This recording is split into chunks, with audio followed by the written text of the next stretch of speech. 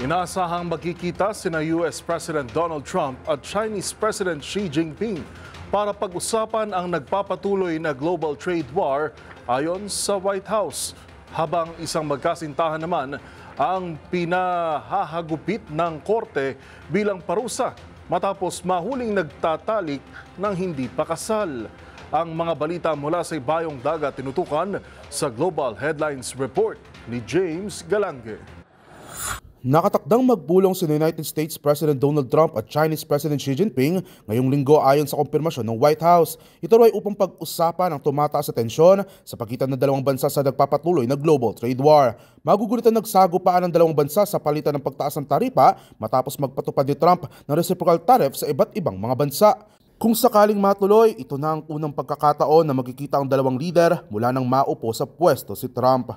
Samantala, isang magkasintahan naman mula Aceh, Indonesia ang hinatulan ng korte na hagupitin na aabot sa 100 beses sa harap mismo ng publiko matapos mahuling nagtatalik ng hindi pa kasal. Labag kasi ito sa pinapatupad na bersyon ng kanilang Sharia law o ang Islamic Legal Code kung saan pinaghampas umano ng mga otoridad ang mga akusado gamit ang isang rattan stick.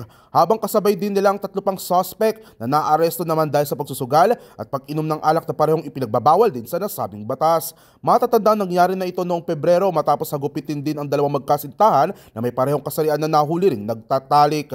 At yan naman nakalap nating balita mula sa iba't ibang panig ng mundo. Para sa MBC TV Network News, ito si James Galange ng DZRH TV, unas sa Pilipinas, unas sa Pilipino.